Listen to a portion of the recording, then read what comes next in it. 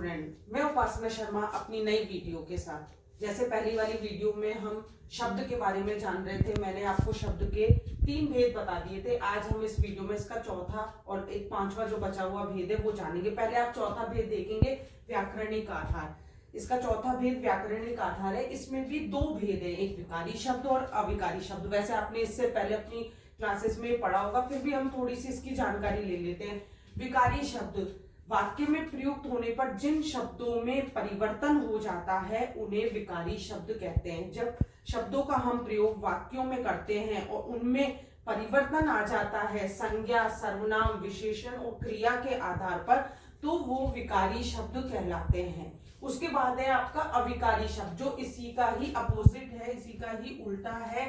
वाक्य में प्रयुक्त होने पर जिन शब्दों में परिवर्तन नहीं होता है वो अविकारी शब्द होते हैं। और उनमें भी कौन कौन से हैं? क्रिया विशेषण, संबंध बोधक, समुच्चय बोधक और विस्मयादि बोधक। तो इनके देखो मैंने 1-2 उदाहरण दे रखे हैं। क्रिया विशेषण जैसे जल्दी जल्दी, धीरे धीरे, ये शब्द ऐसे हैं कि जब हम वाक्य बनाएंगे तो वाक्य चाहे लिंग, संज्ञा, सर्वनाम, विशेषण से कोई भी परिवर्तन हो, पर इन शब्दों में कोई परिवर्तन नहीं आएगा, ये अपनी जगह वैसे ही रहेंगे। उसके बाद है संबंध बोधक, के साथ, के बिना, के लिए, ऐसे जो शब्द होते हैं उनमें भी कोई परिवर्तन नहीं आता है। तीसरा है समुच्चय बोधक, और इसलिए जो 2 वाक्यों को जोड़ते हैं उनमें वो अपनी जगह वैसे ही रहते हैं, उनमें कोई परिवर्तन नहीं होता है। उसके बाद है विस्मयादि बोधक, उफ, अरे, जो हम लिखते हैं इनमें भी वाक्यों को बनाते समय कोई परिवर्तन नहीं आता है। तो ये इसका चौथा भेद है। अब इसका जो 5वां भेद है हम उसके बारे में जानेंगे, जो इसका आखिरी भेद है अर्थ के आधार पर। अर्थ के आधार पर भी इनको कई भागों में बांटा गया है। इसका 5वां भेद है अर्थ के आधार पर।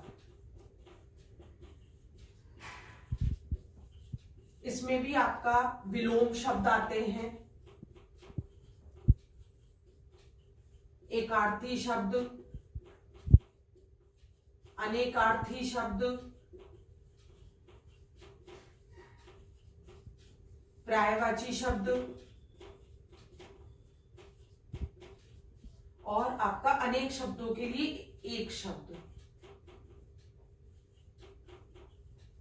आपके इस 10th क्लास में इनकी आवश्यकता नहीं है, क्योंकि आपका जो आता है वो पद आता है, पद का परिवर्तन और उसके भेद आते हैं। पर फिर भी मैंने इस वीडियो में इस चीज को भी कवर कर लिया है कि आपको थोड़ी बहुत शब्दों की पूरी जानकारी हो। जब ये पूरा चैप्टर है शब्द और पद, तो हमें इनके बारे में भी पता होना चाहिए। तो इसका जो 5वां भेद है वो है अर्थ के आधार पर। अर्थ के आधार में विलोम शब्द, एकार्थी शब्द, अनेकार्थी शब्द, पर्यायवाची और अनेक शब्दों के लिए एक शब्द, इस तरीके के सारे भेद इसी के अंदर अर्थ के आधार पर आते हैं। तो इस तरीके से यहाँ पर ये शब्द का जो भाग है वो पूरा हो गया। अब हमें जानना है पद, शब्द, पद और पदबंध किस तरीके से बनता है, और पदबंध के कौन कौन से भेद है, किस तरीके से उनको पहचाना जाता है, वो आप मेरी नेक्स्ट वीडियो में जानेंगे। जब तक आप यहाँ तक इसको पढ़ लें और समझ लें कि आपको कोई प्रॉब्लम तो नहीं है। कोई प्रॉब्लम हो तो आप कमेंट में लिख के पूछ सकते हैं, कोई अगर आपको परेशानी हो तो, और आप इसको अच्छी तरीके से समझेंगे। अब मैं आपको ये पद वाला भाग अपनी नेक्स्ट वीडियो में बताऊंगी। प्लीज मेरे चैनल को लाइक, सब्सक्राइब करना ना भूलें, उसे शेयर भी करें जिससे और बच्चों को भी ये चीजें मिल सके। हो सकता है कि उन्हें पढ़ने में और समझने में आसानी होगी। Thank you.